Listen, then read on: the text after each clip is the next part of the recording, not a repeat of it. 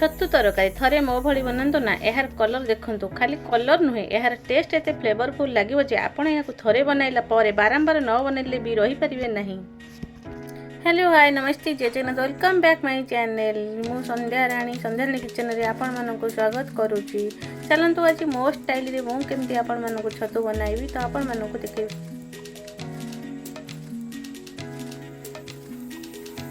यही रेसिपीटी देखा पूर्व आपण मैंने जदि मो चैनल नुआ दयाकोरी सब्सक्राइब करनियंतु आ पाखे थिबा बेल आइकन को क्लिक करंतु, तापर ऑल बटन क्लिक करंतु, ताहले जाई मु जे नुआ नुआ वीडियो पोस्ट करिवि तार नोटिफिकेशन आपण पाखरे पहुंची जिवो। चलंतु एबे स्टार्ट करिवा।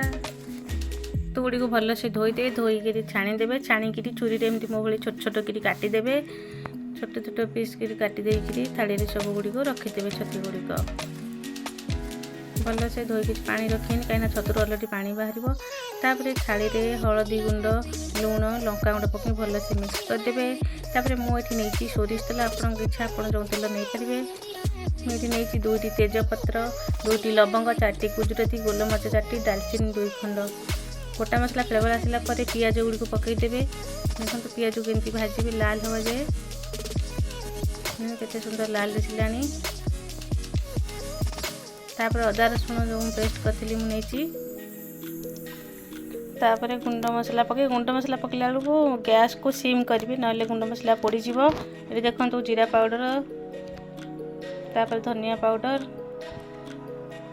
तापर लंका पाउडर, काश्मीर चिली, तापर मुझे मीट टाइप करी तो मीट मसला नहीं, हल्दी पाउडर, स्वाद अनुसार लुण। तो आगुर मु लुण मिक्स करी तो मुझे अल्प लुण नहीं, आप देखिए लुण पकेबे। एमती सब मसला को मिक्स करदे भल से। तापर टमाटो ऐड करेंगे, तापर दही अल्प किसी ऐड करेंगे, दही चामच मु नहीं भल से मिक्स करदे मसला गुड़ी को। देखो केमती कड़ी मसला गुड़ी छाड़गलानी। तापर जो छतु को रखी थे छतु ऐड करदे, भल से मिक्स करदे। एपट सेपट भल से मिक्स करदे। देखो छतुर अलरेडी पानी बाहर, पानी देवार किसी आवश्यक नहीं, तार भितर सब सीझी। छतुर 15 मिनट घोड़े देवे। तापर लीड काढ़ी देखो केते सुंदर फ्लेवर आसलानी और केते सुंदर भी दिशुची कलरफुल। तो फ्लेवर पाई गरम मसला कंचा लंका ऐड करदे। मो चैनल टू सब्सक्राइब करने को भूलिए नहीं। एमती बनातु खातु अन्य को खुआतु। पुणी देखा नेक्स्ट वीडियो रे। रोची जय जगन्नाथ, बाय बाय।